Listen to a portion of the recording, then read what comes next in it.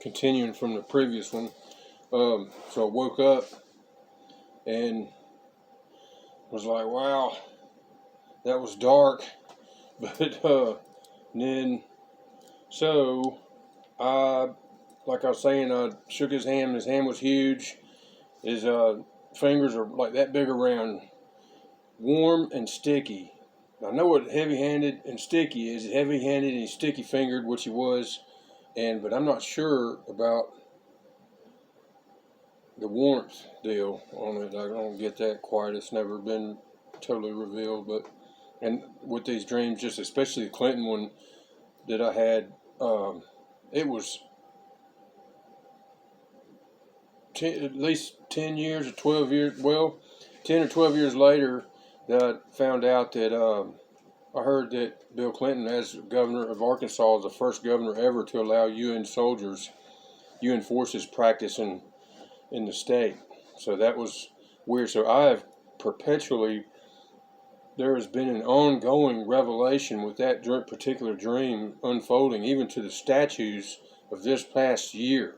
And this is one of the main reasons I'm doing this, is because of timing, and one of the main reasons I haven't done anything, because I've feared for my family because of what those crooks have done, and all the people that have dropped dead, 200 or 300 people, whatever. It's insane. But so back to the Obama. So that was before. Again, it was way before. I don't remember if he was running yet, or it was usually those presidential dreams are 6 months, at least 6 months or more, and but with his, I cannot remember if he was running at that point or not when I had it.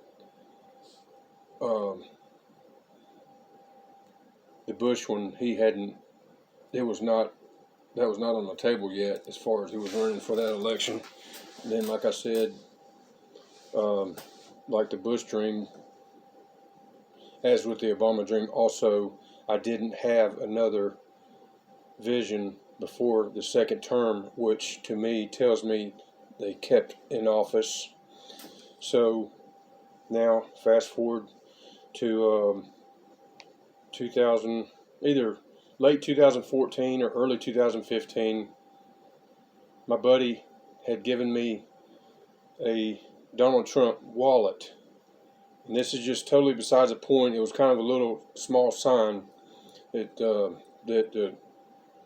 with the Trump, it was different. With I misunderstood, but it took time for it to unfold. I think I was just guessing kind of what it meant, but what it was again, Bill and Hillary Clinton were standing in the MAPCO, a little small one that I know of, and they were standing, both of them, right in front of me. She was to my right and he to my left, and she said, they offered me a position as mayor of Raleigh, North Carolina. And it was just a few seconds long. It was 5, 6, 7 seconds long. And I was just standing there, and I wasn't going to, in my mind, I wasn't going to agree or take anything. And I woke up. So both of them, and just like my previous dreams, and since I saw her, because I'd seen Bush and Obama, I thought that it meant that she was going to get in. And then what happened was, and I was going off of what I had seen previously because of that, and telling people Hillary's in there, Hillary's in there. And then the day she was speaking in Charlotte, which is a second or third home to me. My dad and my uncle are up there in Charlotte. I spent a lot of time in Charlotte. I learned to ski on Lake Norman, and so I've spent huge amounts of time, even 2 years, living in Rock Hill, South Carolina. But let's see. Oh yeah, she was speaking in Charlotte, and I'll be darned if Trump was not speaking in Raleigh that night. And I just didn't know what to take of it. I was like, whoa, that just changed gears. So the Trump wallet given to me literally by my friend. I don't know where it is. I think it's over here. It's this black leather wallet.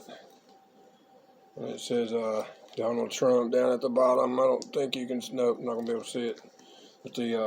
But he had given me that, and I believe that was a hint. That was a year or two, that was about a year and a half before that vision of Bill and Hillary offering me mayor of Raleigh, North Carolina. I didn't know what to think about it. I was like, what's going on? It was still a strange vision. And I even told this pastor out in California, I was like, oh, Hillary's in there. And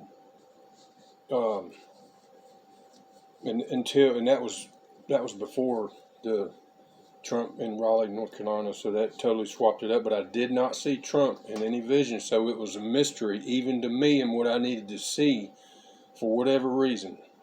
I don't understand. The Lord works His ways. He knows what He needs to do. But so it wasn't surprising He got in because of that. That was the clue, because He was speaking in Raleigh and they had offered me that mayor position anyway. So I haven't had another vision, period. So, according to the Bush and Obama, and even this one, I feel like that he'll remain in office and he'll continue because of what I've seen previously. Now, if he doesn't get back in office, I've got to revamp and reconsider what's going on in details. Now, the Lord will show me what happened or why it happened if he doesn't get in. But as of now, in the previous events in my visions with Bush and Obama, and not having a second dream on it, they continued in office. And so that's where I'm at right now, and it's January 19th right now. So we'll see what happens tomorrow. I try not to keep up too much stuff. I just do my own thing and research and whatever. And I guess I've watched more news lately in the last year than I have previously. I used to listen to talk radio and a bunch of stuff back in the 90s and stuff, and then there's Fox News. I used to watch hours C-SPAN all the time. And even when I was a kid and stuff, I used to be interested in the Iran-Contra scandal thing. And I guess I'll go ahead and mention another one.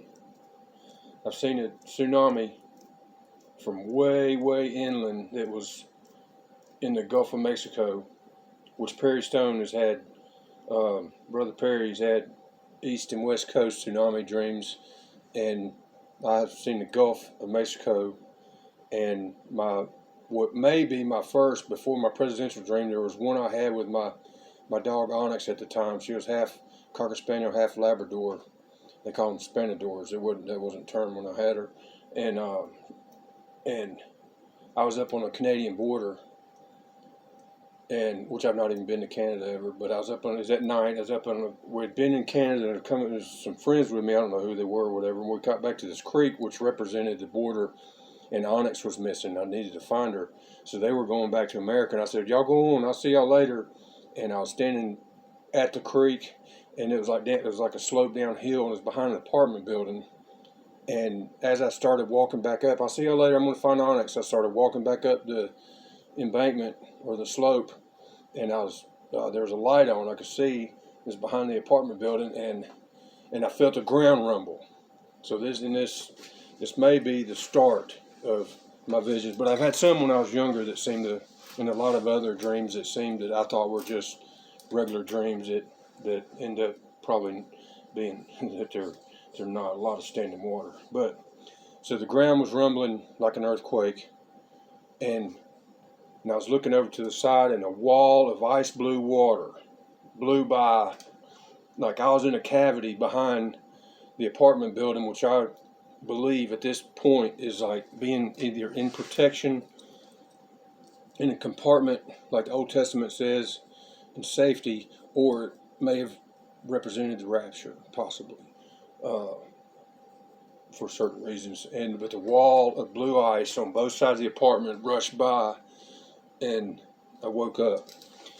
And then, but this other one where I saw a tsunami in the Gulf of Mexico. This was before the 2000 perfect storm dream, so I've never seen a movie or had any pictures of how big this thing was. I was up, I think I, well, I was up in Tennessee, and I could see the tsunami coming towards.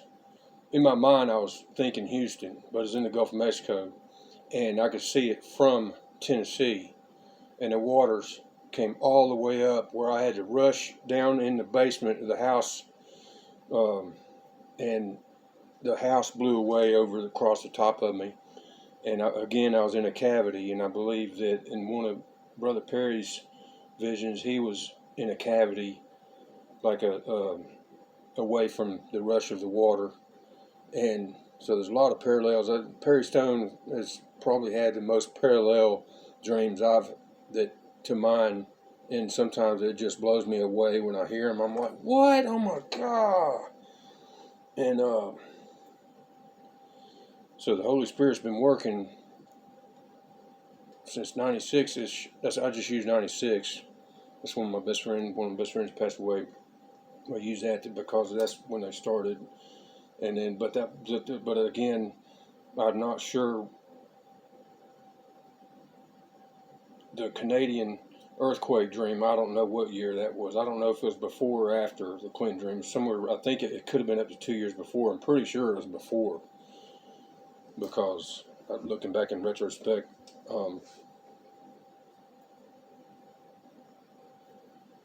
in retrospect, I do believe that happened before. Anyway, then and I met this past July, during the summer, I met a 19-year-old young man that had the same dream as I, and I just couldn't believe it. It was pretty neat. It was a random occurrence how we met, and he shares a birthday with my passed away best friend, and from '96. He died on New Year's Eve morning of '96, turning 97. My world's not been the same since. Let's see. Oh yeah, he was in somewhere somewhere middle Tennessee, and he also saw a tsunami that was reached the sky, and he said it went all the way across, and it was in the Gulf of Mexico. He's in Tennessee also, and the water came all the way up, and he saw a lady on the telephone in a glass mansion, oblivious, talking on the phone, and she was in an elevator. It reminds me of what would be either actor or like in the film or music industry, a glass house, and she was oblivious to it, and he said it just exploded, but he was safe. Somehow he kind of faded out. He doesn't really remember the end or whatever, so that's insane that we both, just how I ran into him was totally Holy Spirit working, so amazing. But I just wanted to get the presidential ones out. I got more, and I'll be uploading in due time here. Thank you much, y'all. God bless. And I pray for everybody. And I prayed before I did this, and I prayed in the Holy Spirit, Father's and Jesus' name. And so y'all take care. Keep your fingers crossed, hypothetically, that we'll have Trump back in. Just be ready. Be ready to run. But I threw that tsunami dream in there. I wasn't going to, but I believe I believe we have, and what I believe is that by the next eclipse, the totality line makes an X with the last one in 2017, and they're 7 years apart. When I heard that, it reminded me of of Joseph's dream of 7 years of prosperity and 7 years of famine. But so it makes it, and the X marks the spot. It's right at the New Madrid fault at the center point. So, and this past March 18th, there was an alignment. I was like wanting to get up and look at it. It was a crescent moon and a 3-planet alignment. And from reading back in the day and researching, I read about alignments and earthquakes. And the earthquake in Salt Lake City happened that morning, which previously, the year before, everybody's wigging on COVID and stuff. I'm sitting here saying this 3-star alignment, and it was a new moon, Jewish new moon that morning, and that earthquake happened in Salt Lake City, and that temple, the angel on top, though, I just found this out last week or two ago, and the trumpet is gone off. It was an angel blowing a trumpet, and that's a promiscuity, the polygamy city of the world. And then previously, last July 4th, before last year, before March 18th of last year, July 4th, the downtown LA shook. First time downtown LA, they said, shook in 20 years. That is, to me, that's warnings coming. And the COVID's nothing compared to that earthquake in July 4th, and then March 18th, which 18 is divisible by 6 3 times, and a 3-star alignment with the new moon, and that city shook, and it tore down one of the buildings, and it ripped that daggum horn. Oh, that is such a trip. Ripped the horn off that angel. He is working, I'm telling you. But I appreciate it, y'all. God bless.